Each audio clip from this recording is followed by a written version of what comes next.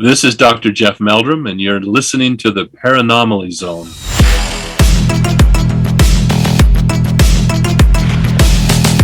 Look, I know the supernatural is something that isn't supposed to happen. It does happen.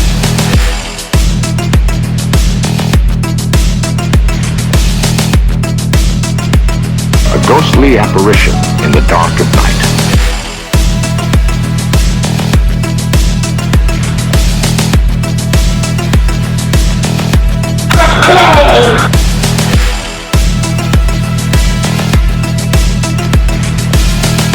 Human sacrifice, dogs and cats living together, mass hysteria!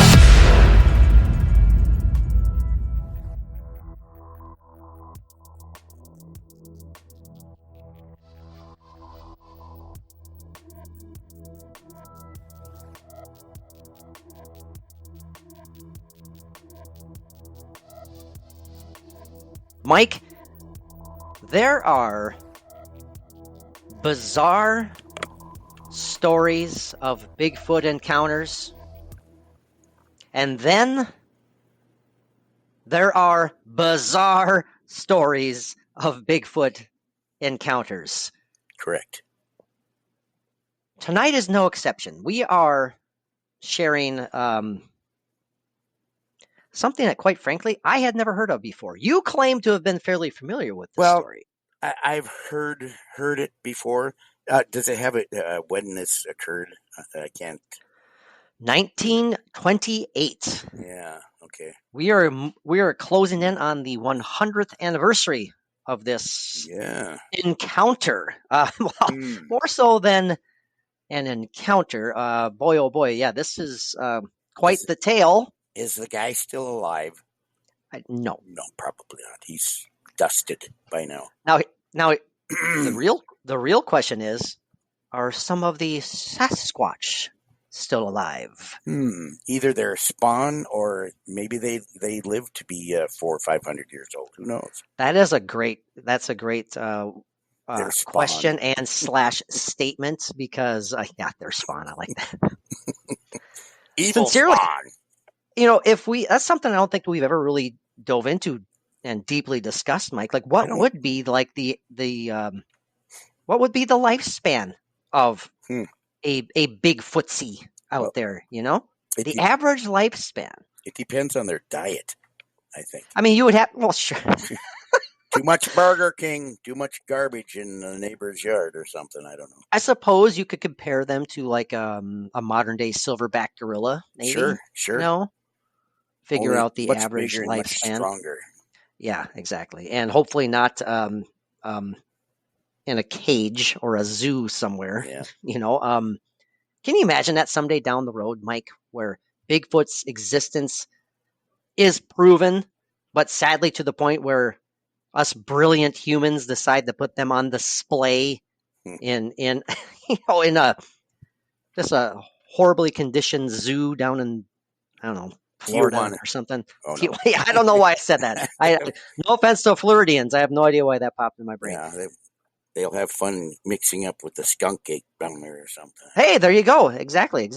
So, I mean, I neither don't here nor there. It's a crazy thought, but you never know. I don't think that they would allow that to happen. I don't think so either. Yeah, because I'm sure they take care of their own. It hasn't happened to where one has been caught, but if one ever is, will they be easily be able to take it out of the forest? Right. Or Mike, would they be easily removed from the spaceship that they control? Sure. There's theories that they're aliens themselves. And how can you catch them if they disappear in a wisp of smoke? Ooh, that's a great question. Yeah. Great. Or here's another one. They're interdimensional beings. Yes. How in God's name can you put that on display in a zoo? I don't know. Hmm. I challenge you, future zookeepers out there. Let me know.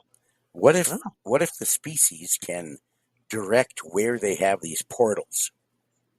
Oh my goodness. So if they can do that, they don't need to worry about somebody being in a zoo. They'll just break his way out of there. Absolutely. It's like, where's Hank? Yeah. Oh, he's open the portal. He'll be home by supper. Well, should we save the rest of the animals? Nah, just Hank. Yeah, it's possible. But I don't have a giraffe for my collection. Right. There you go. Exactly. Well, we have to make more room. They're slightly tall. Anyways, Mike, apparently you are referred to as Blubberhead today. I just noticed that. I did. Okay, so why did you refer to yourself as Blubberhead? Is that just something that popped into your head? It's just my brain is a spinning ball of blubber sometimes. And I got all this blubbery stuff going on, like a head cold. I don't know if you can hear it in my blubbery voice. Yeah. And there's also, sometimes people say, I'm blubbering right now, like they're just spewing forth nonsense. But that's not us. We're not. That has never happened on the Paranormally Zone. We have never blubbered. Ever. We never have and never will, Patrick. Carry on. Sense a bit of sarcasm. Yeah. Hey, Computer Mike finds it very funny. Yes, I do. He does. He does. Well, Mike, it is good to see you. Thank you for joining me tonight. It is Friday, February 21st. We are zooming in on 9 o'clock in the PM, Minnesota Central Time. And North Dakota Central Time. We do have a pretty cool, bizarre tale to share with you tonight. I am not going to label this as part of our Bigfoot Encounters series, because the Bigfoot Encounters series is no more, Mike, because we are reborn. We have experienced a rebirth. Yes, and our placentas are dragging behind us. That too. Whatever. We are a blossoming YouTube phenomenon in the making, and so we're kind of like a daisy. Yes, and then wilting forever. Yeah, or not. But anyway. all those silly subtitles that we used to have, Terminal and Bigfoot Encounters and any number of things that we had back in the day. Nay, they no longer exist, but that's good. Yes, I think they were confusing. Probably. I'm sure they are. I don't know. But this is a great tale. Allegedly true tale. And we're looking forward to sharing it with all of you. In case you are new to the program, thank you very much for joining us. This is the Paranormally Zone, your weekly dose for all things, hell, you guessed it, paranormal, strange, and mysterious. My name is Patrick Offenberg, and I am joined, as always, by my co-host with the ghosts. What the hell's your moniker again? What? The paranormal poster boy himself. Mr. Blubberhead himself, Mr. Michael Carbno. Again, thanks for joining me, Mike. Let's make it a good one, shall we? Agree. Yes. Let us go. Let us be free in the wind and talk about this. Free in the wind. Boy, I just had a portal trip back to the I like that. Early 70s, I think. I don't know. I like that. Yeah. That's pretty good. Well, Mike, just to warn you, I am noteless. I do not have my professional notes. I am noteless and pantless. So good thing this is not a video episode. Just so everyone is aware. Mm-hmm. When Mike said "free in the wind," it reminded me of why I was pantless. Really? You know what it reminded me of? I don't know why. Now, I shouldn't even say this, but remember the scene in Animal House when Donald Sutherland was reaching up into the cupboard? Oh, that's what just popped into my head. It's like free in the wind, and Karen Allen looks around and says, "Hey, Donald, he's free in the wind." Well, no, I did not have that in mind when I made my lame joke, but thank you for saying that. Sure. That was really cool. I appreciate it. As we are wont to do, apt to do, however the hell you want to say it. We don't care about the English language here. We butcher it every damn week. Mm-hmm. We tend to start off our episodes with the Ghost Gab segment, and again, tonight is no exception. I do have a brief brief story to share with you. Very, very brief. But who knows which way the conversation will go. Yeah, this will be new to me as well because I do not know Yeah. this topic Well, it's of nothing. subject matter that you're going to go. It's nothing personal for me. Right. It's nothing that I experienced. But I earlier today I drove out to visit my 80-year-old mother. And how is she doing? Oh, she's doing great. She's been under the weather, unfortunately, though. But Yeah. man, she's just tough as nails, but she just can't shake it, man. She can't shake the cough and all that stuff. But Yeah. she'll pull through. She'll be just fine. And she has her little best friend, Max, her doggy that she just loves to death. And but sat down, had a good conversation with my mom, and just on my way out, it's so funny because it's kind of an inside family joke. It's like whenever any of us boys are out there to visit, or anyone in general, it's like you have to start the goodbyes like an hour and a half before you plan on actually leaving. Because it's like, okay, Mom, I gotta go, and you start walking towards the door, and well, one more thing, and blah, and all that stuff, which is awesome and great and wonderful. You're not complaining at all. During the summertime, she actually literally follows me out to my truck, and I'm sitting in my truck talking to her. Yep, my mom used to do that. It's awesome. So, anyways, it was kind of a miniaturized version of that today.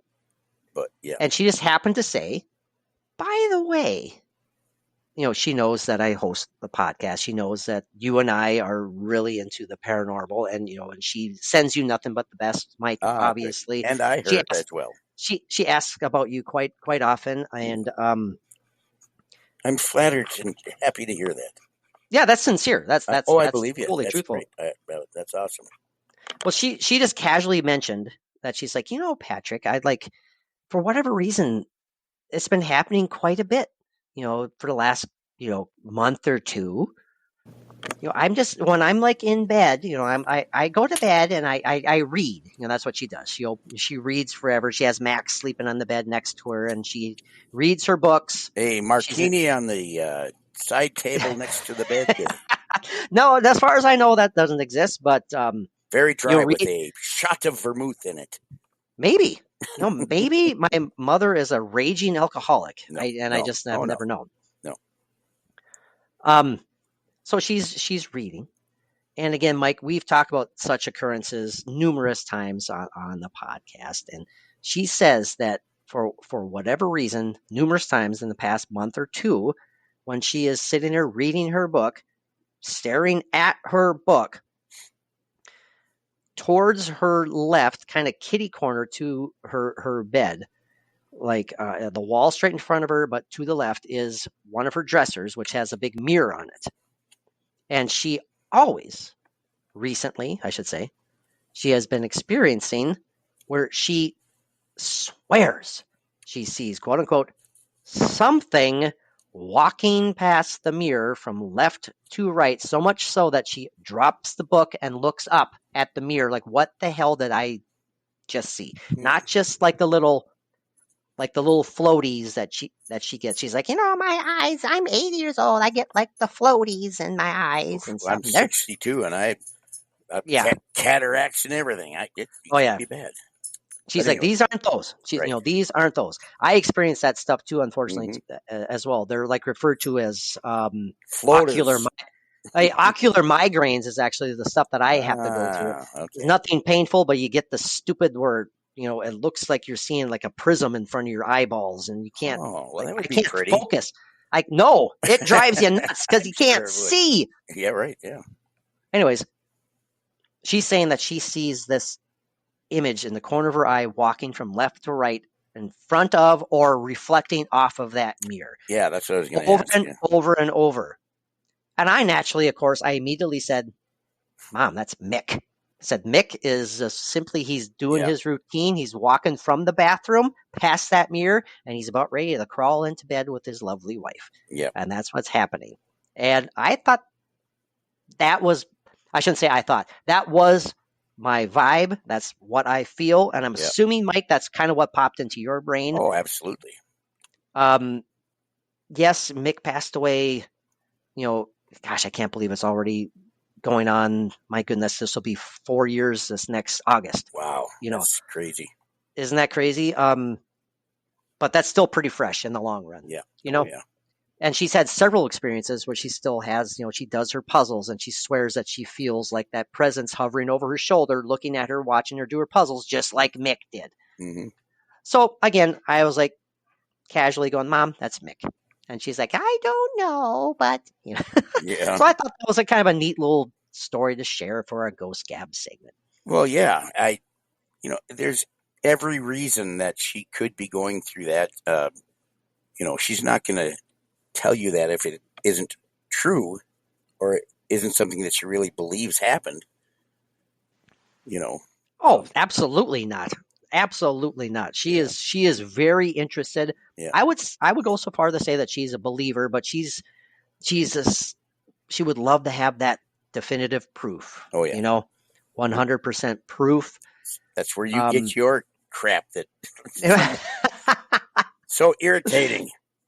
Well, again, I mean, some weird things happened. Again, we talked about it years ago. That picture that was hanging on their bedroom wall. The weekend that Mick died, like the day or 2 days after he passed away, for whatever reason, that giant picture that hadn't moved for 10 plus years decided to come crashing down on the floor after he passed away. Coincidence?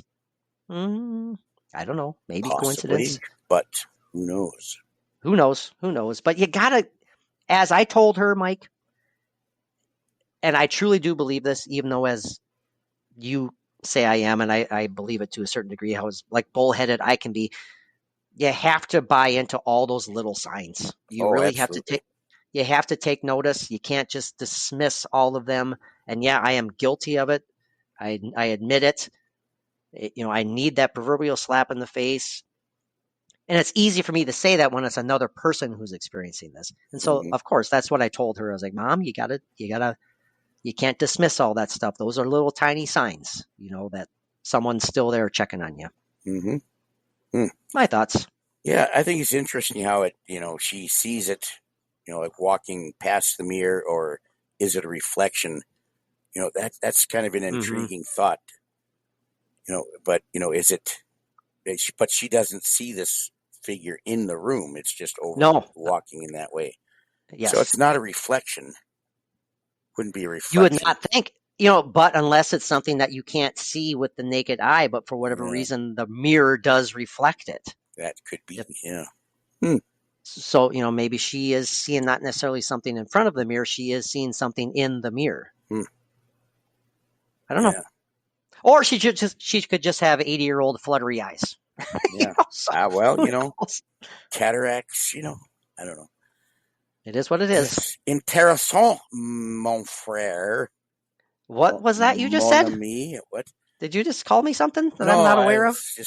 I was just spitting out some French for no reason. Mike reverted back to his Canadian French heritage there and all that good stuff. Or Norwegian. What are you again? You're like my mom was Norwegian and Scott Irish. There you go. My father was British and French. British. There you go. That's where it is. British and French British. Okay. Yeah, I know. There you go. Well, somebody hopped the river there one night, I tell you. I think so. I don't know. Oh, yeah, exactly. Hoopta. Now, if my mom starts claiming she hears this over and over, then I'm going to start wondering what the hell's happening. But that's okay. Mike, are you ready to dive into this kind of wacky story? I was before you started recording. Now get on with it. Oh my God! Oh, really? Get on with it, Mike. You are, boy. He's pushy tonight with his fervor to join the podcast tonight. Yes, I have an intense passion for what's going on. Let's move it. Go. And before anyone mocks us for a pronunciation of this man's Muchalat no, okay, that's not it. Muchalat. Mike and I did our due diligence. We found the legit pronunciation of this man's name. Couldn't find his real name. This has kind of become his moniker or his nickname or just basically what he's been known as throughout the ages. It's probably Harvey decades. Or something like that. Yeah, maybe Harvey. Yeah. Hey, Harold. But we are, of course, we're talking to some maybe perhaps Bigfoot aficionados out there who will recognize this name. We are, of course, referring to the story of one Muchalat Harry. At least it's not Harry Muchalat. Harry Muchalat could be taken in any number of different ways. Many ways. That's why I'm glad that it's not. It sounds like something that you would not want to order at a restaurant. Exactly. Could I have a Harry Muchalat, please?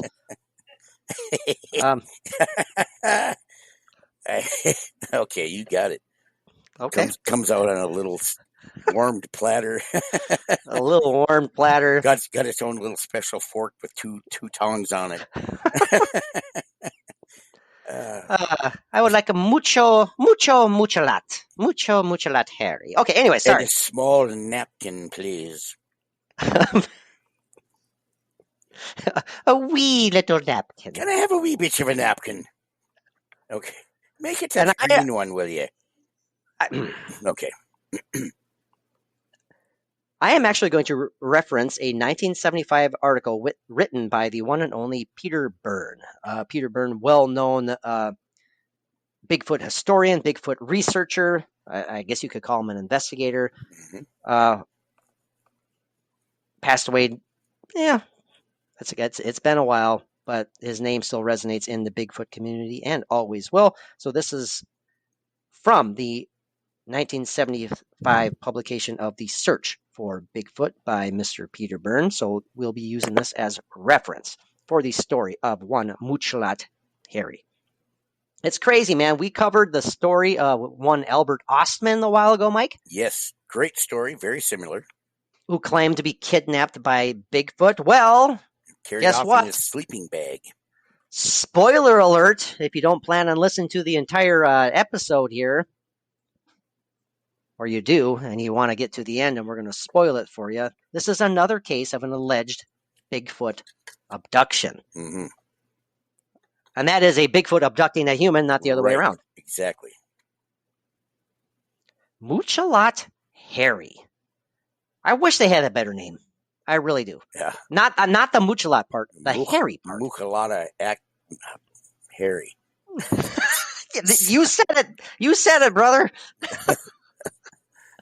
I don't think I've ever called you brother. I don't think I've ever called you brother. I don't think so. I don't know. I don't know either, Chris. I think usually through our, many years of a relationship, I always thought you felt me as a uncle figure or some type of thing like that. Sure. Well, no. Why not? And thank you for finishing that sentence because you paused after you said, you felt me. Like, good God, please continue. I did not do that on purpose. And again, Mike is fidgeting with his lighting, and it's throwing me off. It looks like you're getting abducted by aliens again, but it's okay. It got really bright. It's okay. You're fine. Sure. I just want you to pay attention. That's all. I am very much paying attention. You're not letting me take a drink of my Coke I know Zero. I'm not. Because you are wearing a lovely Woodyard barbecue hat. Yes. Not your usual Skelly. Yes, this is like a cap with a bill. Woodyard you really emphasize the word cap. Yeah. Woodyard barbecue. Hey, I'm going to do a little plug for them because they are so awesome. Kansas City. I was there a number of years ago, and I recommend it. Absolutely fabulous. Nice. Yes. Well, thank you. But anyway. This episode is brought to you by Woodyard Barbecue. They have really good beans. Boy, and the rest of the meats and things. I was going to say, yeah, it's like, you need to check out Woodyard Barbecue. They have great beans. Yeah. But boy, you know what I did? Mistake. Oh man, I thought I was going to get slapped by the lady behind the cash register. Oh God, what happened? I went up and asked for ketchup. Don't do that in one of those places. Oh my goodness, Mike. Boy, did people turn their head. I tell you, I'm serious. Wow. And it was like, and she goes, ketchup?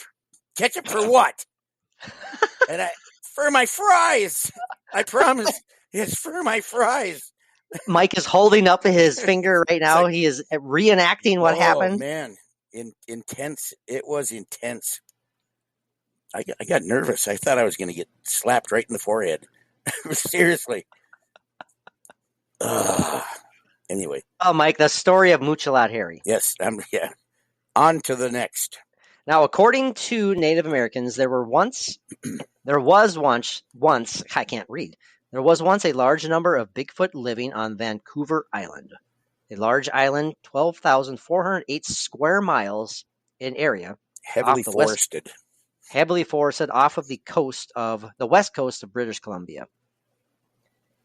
It is said that the Native Americans knew about them, feared them, and respected them, but granted that they were also harmless. That's interesting. They feared them, respected them, but knew that they were harmless. So I wonder where the fear came from. Is it something? I mean, I don't blame them. My gosh, exactly. Well, they're so intimidating, and then I'm sure, and don't mean to be glib or anything, but I'm sure they step in Bigfoot shit all the time back then. I'm sure that alone. That alone is fearful. That My is gosh. a fear. That is a fear. I get it. I get it, man. Now, one of these Native Americans of the Nootka tribe, which I did learn is actually an incorrect reference to the Muchalat with an H tribe. But for the sake of the episode here, we'll just go with Nootka. One of the Indians of the Nootka tribe who lived at Nootka in 1928 claims to, in fact, been carried off by a Sasquatch and held captive for quite some time. We are, of course, referring to the man who came to be known as Muchalat Harry. Now, this story, according to Peter Byrne, was told to him by one Father Anthony Terhar. Father Anthony was a much-loved missionary priest who traveled the west coast of Vancouver Island for many years and was living at Nootka at the time of this story. And he actually knew Muchalat Harry quite well. So that's interesting. He knew Muchalat before the story even occurred. I'm referring to Father Anthony, of course. Padre. But that too. Muchalat Harry was a trapper and something of a rarity among his fellow tribesmen because he was, in fact, according to Father Anthony, a very tough, fearless man of excellent physique. I don't know why that would be a rarity. You'd think that most of them would be. Built quite well. Yeah, I'm going by what is written here. Yeah, is it intense musculature. Hey, listen to that. Boy, you sound like a doctor. Intense musculature. Well, I just pooped that one right out of my head. That's like the third or fourth poop reference you've had, too. So. It's my favorite funny word. I love it. Yeah. Poop. You can use it in so many different. Absolutely. Just poop. Yeah. Anyway. So it makes you wonder, why the hell they refer to it on ships as like the poop deck. I mean, I know there's. I'm sure that goes way back when. Well, it absolutely does. But my infantile mind, when I hear that all the time, it's just like, can we call it something else besides the poop deck? I mean, really. Excuse me, can I go to the poop deck? I gotta go to the bathroom. Now, in the course of Muchalat's trapping, he was wont to spend long weeks in the forest alone, something that the average Indian or Native American did not do in those days. Now, I'm changing the word Indian to Native American quite often, but this is 1975 when this was published, and it wasn't such a sensitive reference or word back then as it is now. So, just to be safe, I'm referring to Native Americans, to the word Native Americans. And Mike is yelling at and beating his dog right now. No, she's too far away. I know, and I'm kidding. I'm totally kidding. But you are yelling. He has his headphones muted. And you're still muted. Okay, there we go. Okay, now you're back. Yeah, I'm sure she's not done, but anyway. That's all right. That's all right. I get it now why he referred to Muchalat's story as a curious one. He wasn't referring to his physical stature or being a fearless man or tough or anything. But he was referring to Muchalat, as he says, he was wont to spend long weeks in the forest alone, something that the average Native American did not do in those days. So Muchalat was out in the woods a lot. Okay. Muchalat a lot. Muchalat woods a lot. Yes. Muchalat woods a lot. Wow. Hey.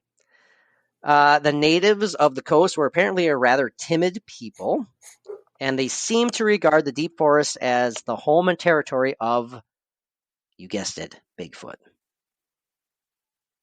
Now, they went into the deep inland forest for any reason. They never went alone. Muchalat Harry was different from the other natives. He went in the forest alone and absolutely feared nothing.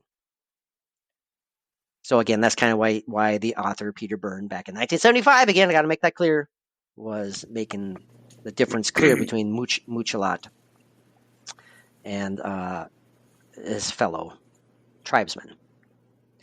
Now it goes on to say that late one autumn, Muchalat Harry set off for the woods, Mike, with his traps and his camping gear. Muchalat's plan was to set out a trap line and stay in the woods for several months. Wow. He headed for his... Gamey. Yeah, very gamey. Oh, boy. Yeah, I'm telling you. Woods a lot.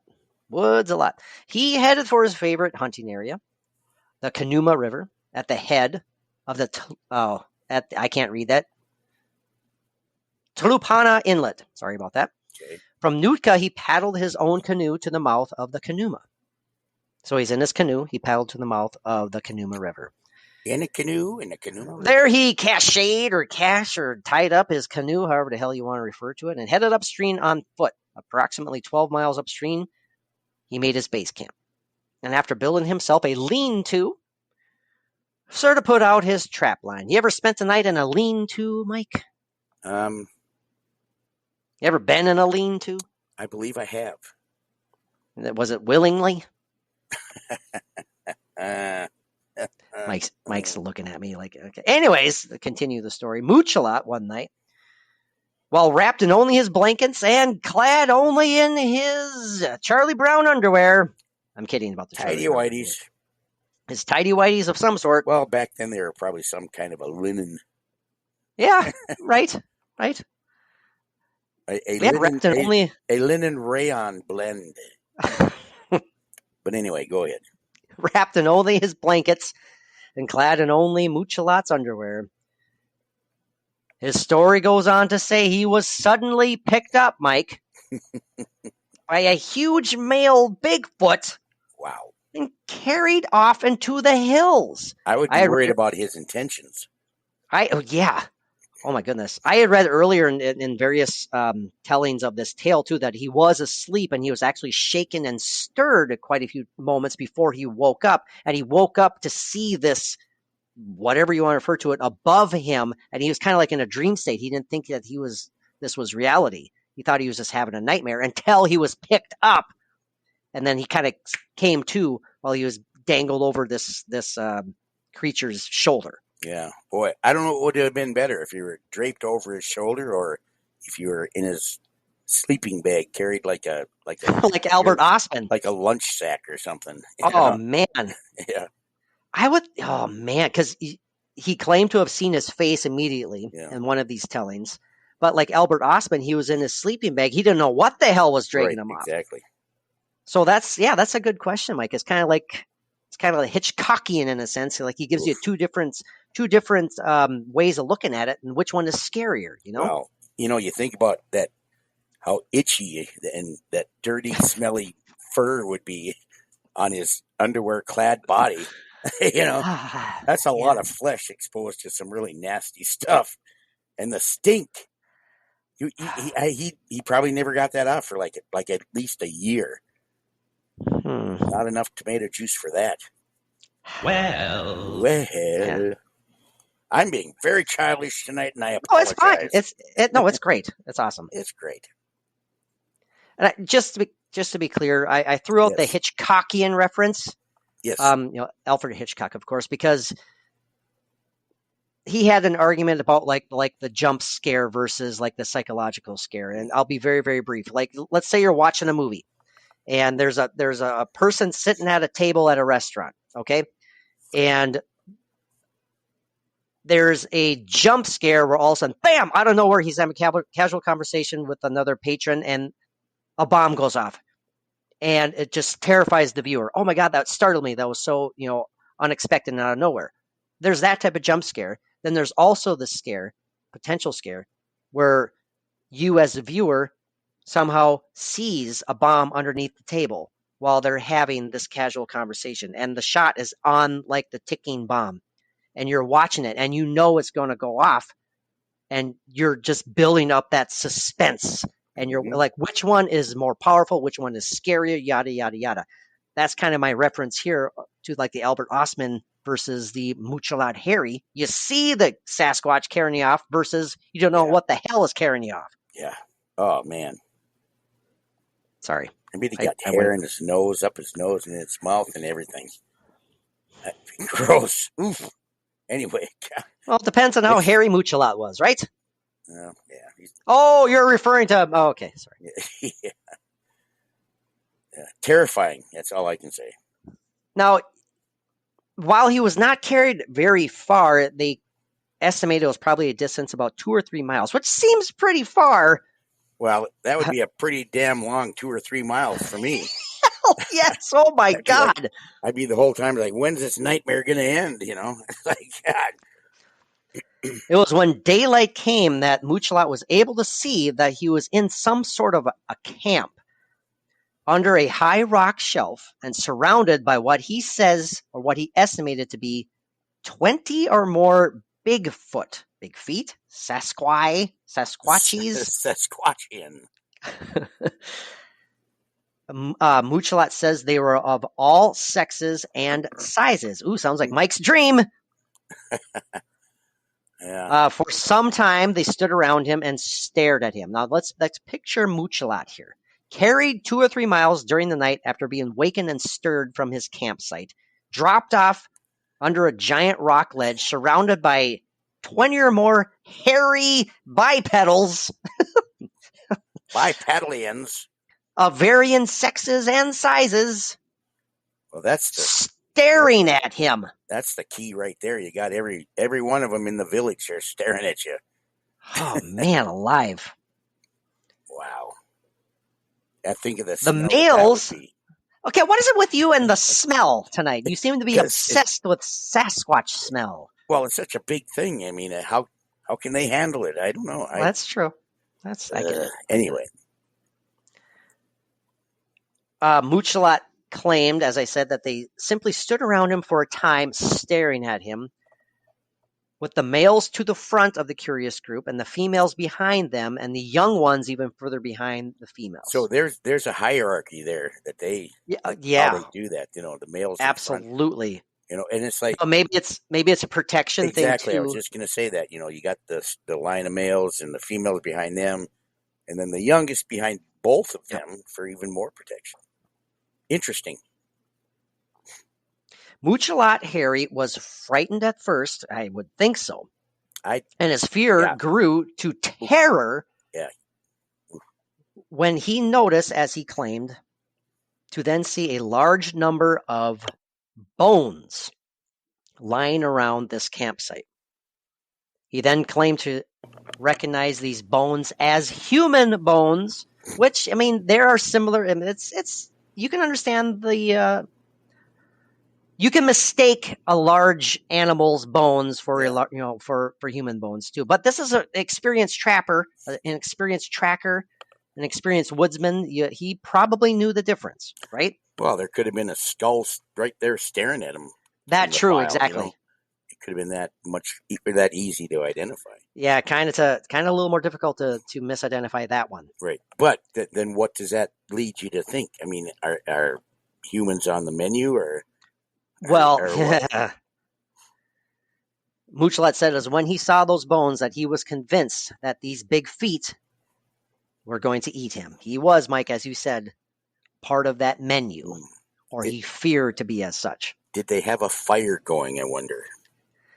Did they have Mike's favorite ketchup? Was this at the Woodyard Barbecue by chance? Yeah, man, I tell you. However, Muchalat says that the big feet did not harm him in any way. He did say that occasionally one came forward and touched him, as if feeling him curiously. Where's your hair? Well, right, exactly. And then this is where the potentially silly part starts. It's when that they discovered that his quote unquote skin was loose. Skin was loose. It was in fact his woolen underwear. Woolen. No, Woolen. there's a chafing Oh boy, possibility there. man alive! Oh, no, that's got to be a typo. There's no way. But no, woolen, Mike. This is 1928. Remember, woolen. He's care. out in the woods. That would be painful. Anyway, go ahead. Several big feet, in fact, came forward and gently pulled at his underwear. Woolen. Pulled at his underwear gently. And they said, "Oh, look, it's woolen. Gently pull it." You hear that from a little one behind one of the other ones. And then they quickly learned the juvenile, like middle school joke of snapping the underwear band. Yeah, there you go. And it's where the Snuggie was born. I was going to say, give him a wedgie. Boy, that would hurt. You know, maybe Muchalat was the first person to ever suffer a Sasquatch wedgie. Who knows? Get wool burns on your taint. It's terrible. Don't ever say that word. That is one of my least favorite. I have to do this to cleanse my palate right now. Ow. Sorry. Ow. No. I hate that word that rhymes with faint, Mike. I hate it with a passion, but it's fine. But what if somebody came up to you and says, "No, Patrick, you're a wet, no, taint." Okay, it's in the dictionary. Golly. God almighty! It's an actual body part. Okay. Oh, by the way, this was Muchalat getting his first wedgie. Ow. There we go. Sounds like Mike screaming. Yeah, and then when they pulled out his woolen underwear and they took a peek down there, they're like, "Who's up for sausage?" Oh, for crimey Christmas! Well, let's quit. Oh, dang it! Move along. Now, while the Sasquatch were looking at him and examining him, oh boy, yeah, Muchalat Harry sat with his back to the rock wall and did not move. Don't blame him. He was cold and hungry, but his thoughts were only on escape. Sometime in the late afternoon, curiosity on the part of the Big Feet seemed to slacken, and with most of the Big Feet out of the camp, the males had separated. They had left the females and the young in the camp. There came the opportunity that Muchalat needed, Mike. With the females and the young not interested, not paying attention, kind of looking away, he leapt, Muchalat did, to his feet and ran for his life, never looking back. They were all probably watching him waving like, "Where are you going?" It's like, hey. They haven't come back with dinner yet. Don't leave with those underwear. We want those woolen comfies. And as he's leaving, the group of males are coming back with their leather bags of their found mushrooms and grubs for their yes, for their tasty bouquet, not bouquet. Well, what's the word I'm looking for? The banquet. Banquet. There we go. Not bouquet. Thank you. Yes, and the little male, he found a nice patch of sweetgrass that he quickly cut and held under his arm all the way home. Well, maybe that would be his bouquet. There we go. That's a better. Maybe they were gathering a bouquet for Muchalat. Yes, you know. And then he's gone. Who knows? They're going to be disappointed as hell. Maybe Muchalat was in for a good time and he left too soon. Oh, Lord. Okay, I'm going way off track. Sorry about that. He didn't leave soon enough, I think. Now Muchalat ran downhill toward where he guessed the river to be, and sure enough, he soon returned to his campsite, thankfully. Now, in what must have been a blind panic, he actually bypassed his camp and ran for 12 miles. Jeez. To where his canoe was actually cached at the mouth of the Conuma River. I did have a question earlier when that came up. Why would he leave his canoe 12 miles away?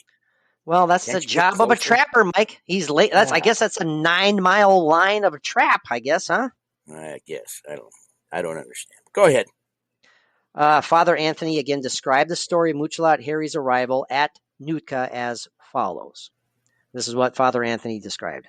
He said it was probably It was probably 3 in the morning, actually. He and his brother, Benedictines, were asleep and the village was quiet. Suddenly, there was a series of wild cries from the waters of the inlet. Lights were lit, and he and others hurried down to the water's edge. There, near frozen and exhausted in his canoe, lay Muchalat Harry. In a fetal position. In a fetal crying position. And pooping his pants at the same time. With, His woolen underwear. with frostbitten woolen...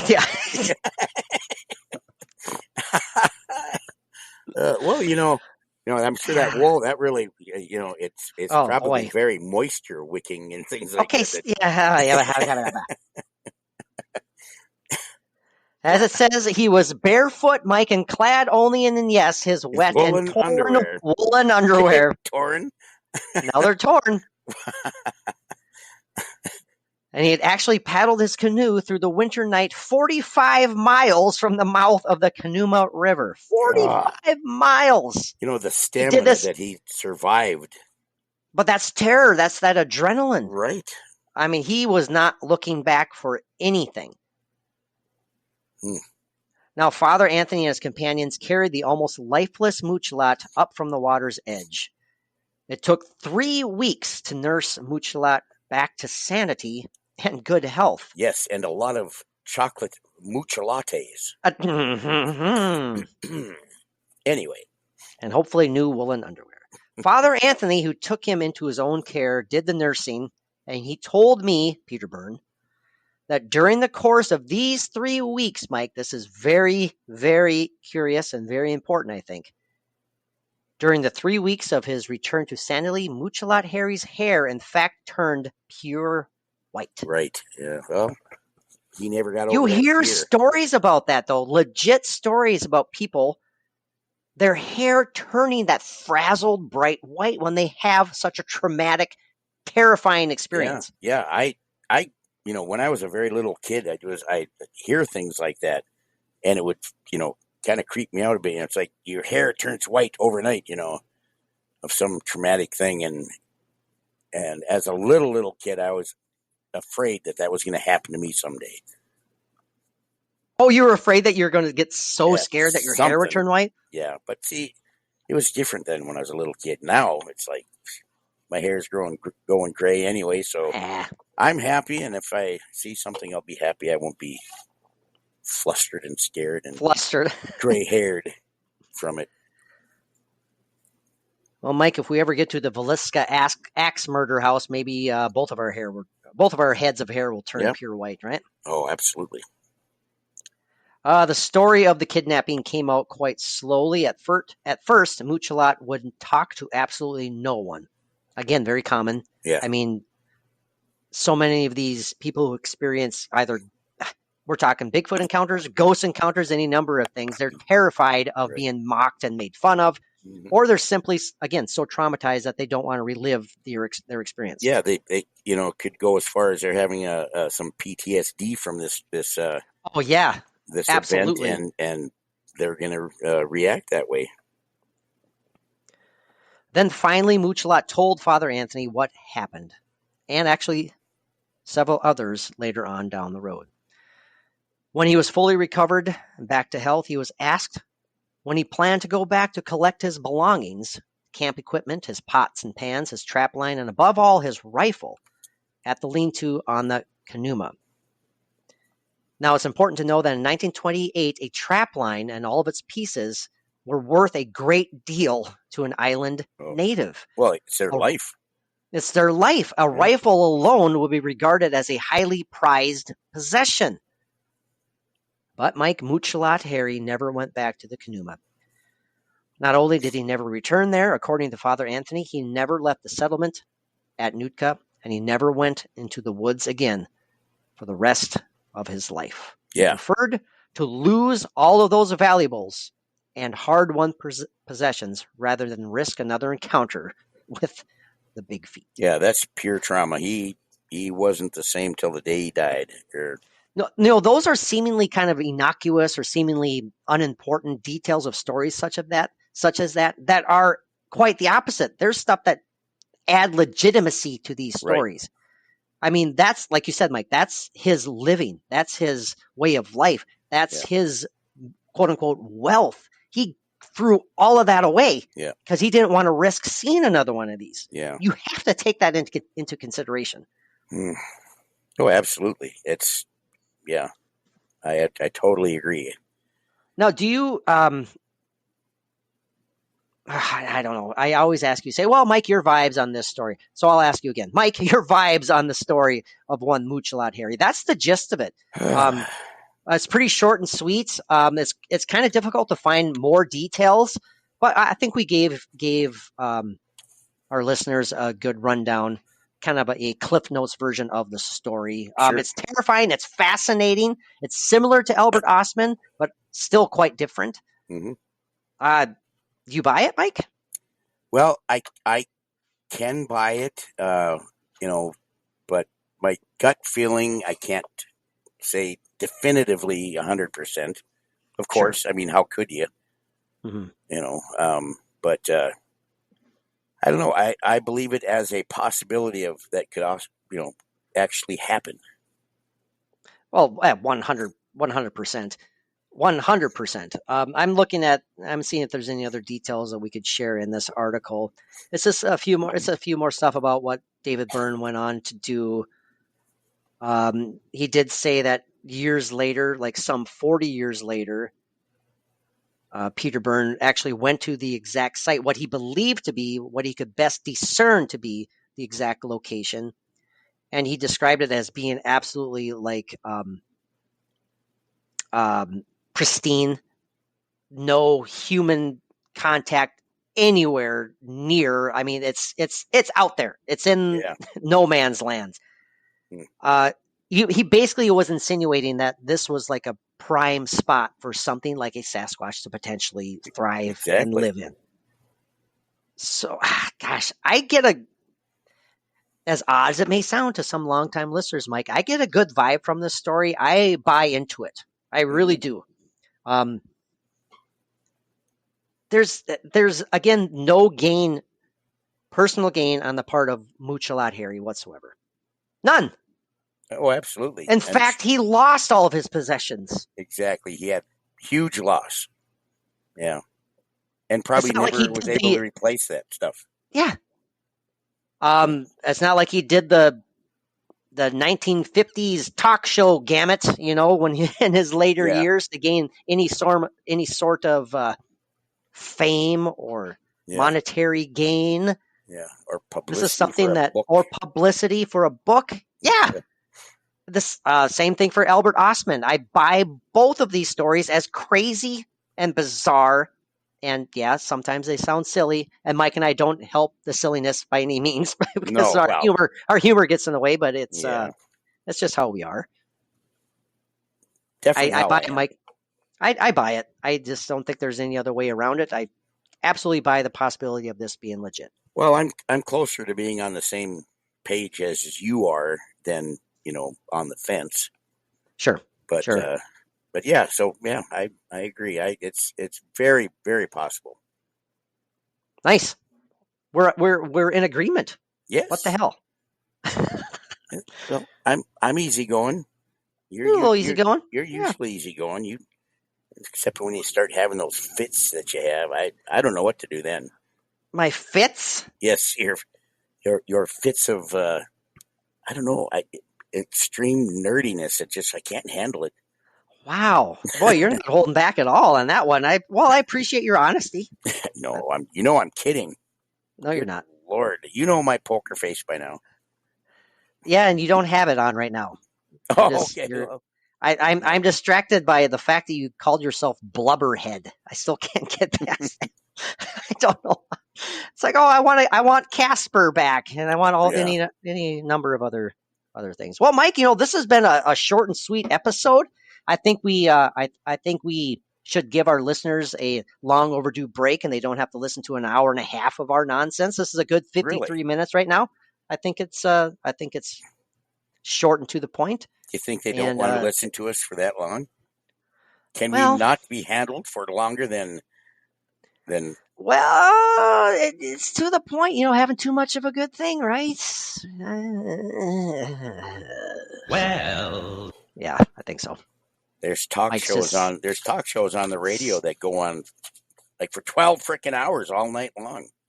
I know you were listening to one when I was trying to sleep at the Sally house. You had something Yeah. blasting. I think that was Art Bell. Well, George Norrie or whatever. But yeah, Nope, it was Mike's radio show. Art Bell, George Norrie, mixed in with his thunderous snoring. yeah. Well, I was a lot heavier then. It's all good, man. I lay on It's my all back good. on that. It's a couch. It's almost like an underfilled waterbed. It was so, Oh man, But you said it was surprisingly comfy. Yes, you said it was boy, surprisingly comfy. It was like sleeping on a cloud. I know, yeah, and I know. And then here's I was- Patrick laying on the floor, hearing something in the basement, and he's trying not to freak out, and looking for some kind of an explanation of what it might be. And I said, "It's raining a lot. They have a sump pump. Just leave it at that."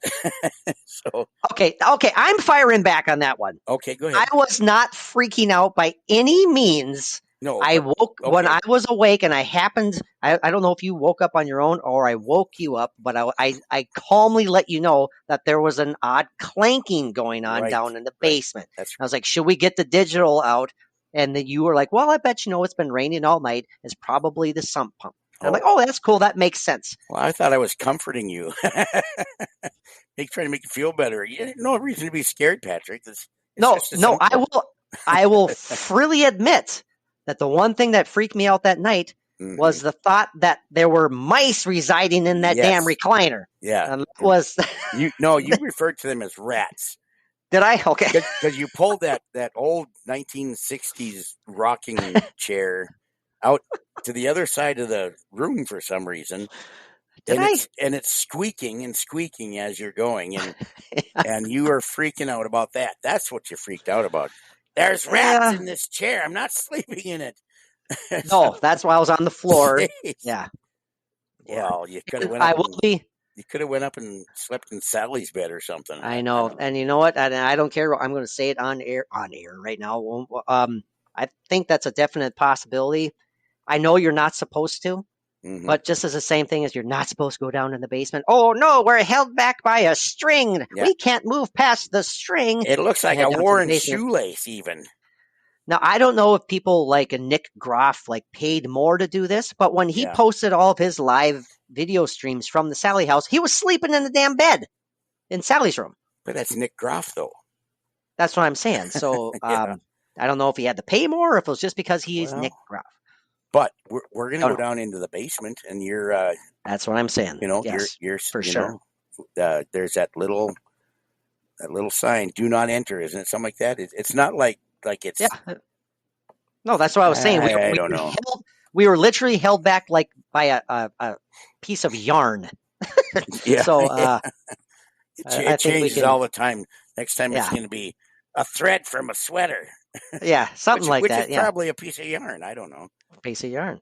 And I will say, and sorry everybody, we're ranting and gibbering right now. We get it.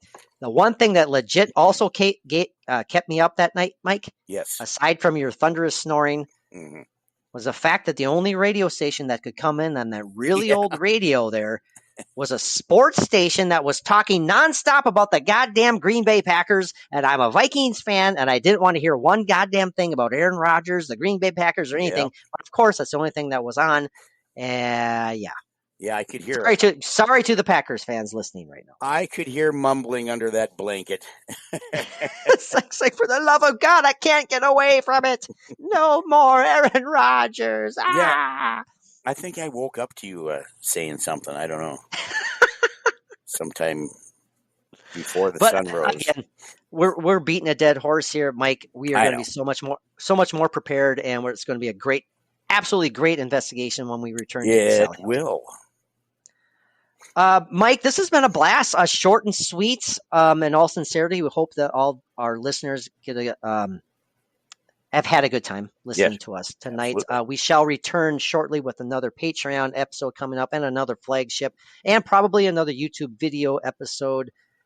Be on the lookout for the return of Retro and Randoms to our Yes. Patreon page. That's going to be pretty fun. Mike, I think we should do that next Patreon episode. I think so, and it would be great. That'd be since awesome.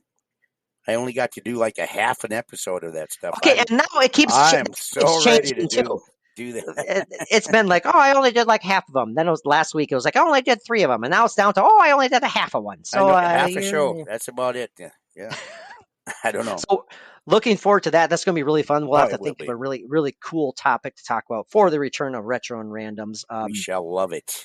We shall love it. Mike, this has been a blast. Thank you again, sir. And thank you.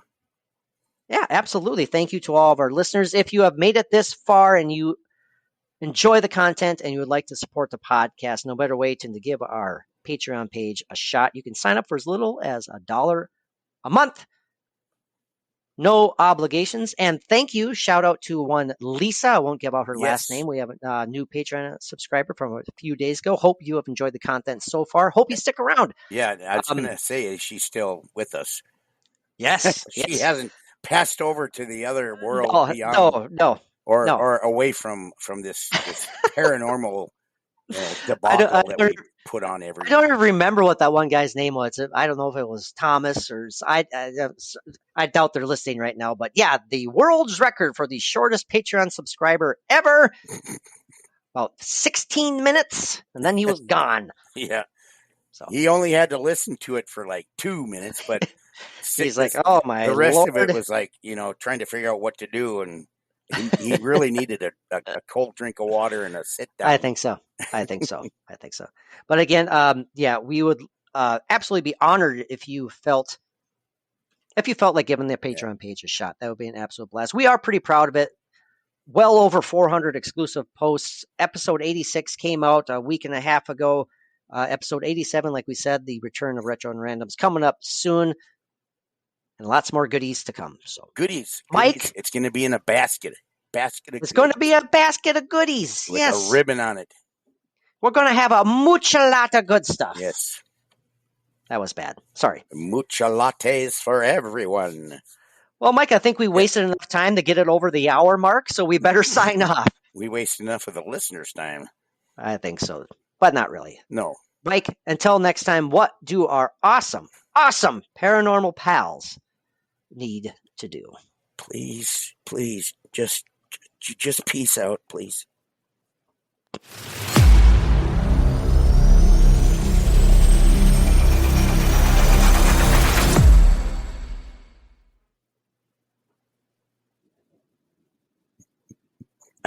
I was pleading with that peace out, I think.